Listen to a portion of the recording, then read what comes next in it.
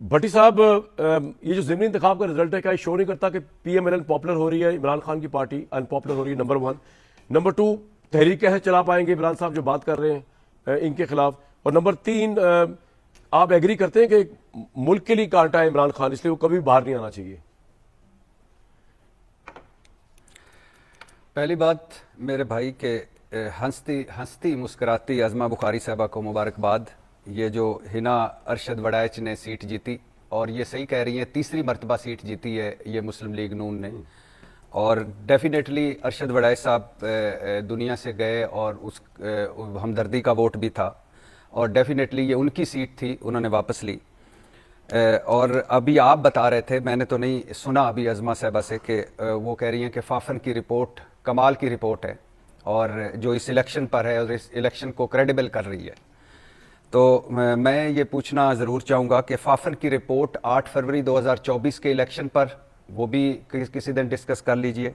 پلڈاٹ کی رپورٹ 8 فروری 2024 کے الیکشن پر، پتن کی رپورٹ دھاندلی اور جبر کے 64 نئے ذرائع، وہ بھی اسی پر.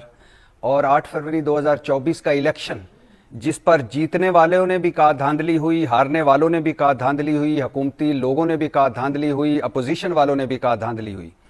اور یہ بھی ضرور ایک دن فافن کو کہیے کہ اب اس ملک میں پھرے اور ایک سروے کرے کہ اب الیکشنز یا انتخابات کے سسٹم سے کتنی امیدیں لگا کے بیٹھی ہے یہ قوم، یا کتنی مایوس ہے، اور الیکشن یا انتخابی سسٹم پر کتنا اعتبار رہ گیا ہے. اور اگر عمران خان کانٹا ہیں، ان کی رائے کا مجھے احترام ہے، وہ یہ سمجھتی ہوں گی، ٹھیک ہی سمجھتی ہوں گی، لیکن میرے خیال ہے اس سے بڑے بڑے کانٹے اور ہیں. اور وہ کانٹا ہے آئین اور قانون کی حکمرانی کا نہ ہونا. اس ملک میں ایک بڑا کانٹا ہے. پارلیمنٹ کا تقدس نہ ہونا اس ملک میں ایک بڑا کانٹا ہے. ووٹ کی عزت کا نہ ہونا اس ملک میں ایک بڑا کانٹا ہے. سویلین بالادستی کا نہ ہونا اس ملک میں ایک بڑا کانٹا ہے. آزاد عدلیہ کا نہ ہونا اس ملک میں ایک بڑا کانٹا ہے. آزادی اظہار رائے اور پیکا اس پر لاگو ہونا اس ملک میں ایک بڑا کانٹا ہے. اور اگر آپ کسی اور کے مینڈیٹ پر بیٹھے ہوں تو عوام کی نظر میں آپ سب سے بڑے کانٹے ہوتے ہیں. اور یہ کانٹے ابھی گلاب ہاتھ میں ہیں، یہ کانٹے جب چبھیں گے، سرکل جاری ہے، یہ سفر جاری ہے، تو اس وقت ان زخمی ہاتھوں کو پتا چلے گا کہ ان کانٹوں کے چبھنے سے کتنی تکلیف ہوتی ہے. شاعرانہ بات ہوگی. جب اور یہ جو میثاق جمہوریت ابھی مظہر بھائی نے کہا تھا، میثاق جمہوریت میں کیا کچھ نہیں لکھا تھا ان دونوں جماعتوں نے. پی ڈی ایم کے 26 نکات میں کیا کچھ نہیں لکھا تھا ان 13 جماعتوں نے، اور کیا وعدے نہیں تھے مسلم لیگ کے منشور میں ہمارے لیے، اور کیا کچھ خواب نہیں دکھائے تھے ہمیں مسلم لیگ نون نے. اور پھر اس کے اینڈ پہ ہمیں کیا ملا، وہ آپ کے سامنے ہے، سب کچھ سامنے. اور اگر یہی at the end of the day Nawaz Sharif صاحب کی اپنی سیٹ بھی مشکوک ہو جاتی ہے اور وہ سیٹ پہ اس سیٹ کو انجوائے کرتے ہیں، تو کہاں کی جمہوریت، کہاں کا میثاق، کہاں کی آئین، کہاں کی قانون، کہاں کے پھول، کہاں کے کانٹے.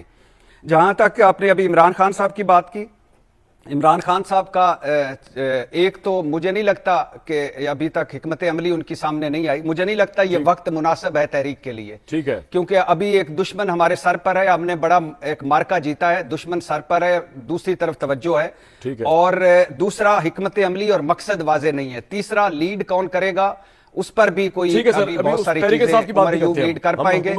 اور نہیں، ایک آخری جملہ، پارٹی اختلافات اور آپسی گروہ بندیاں، اور پھر جو یہ ہے کہ آپ آگے عید ہے، آگے محرم ہے، آپ کیا کر لیں گے اس موسم میں، اس وقت میں. تو بہت سارے سوالات ہیں.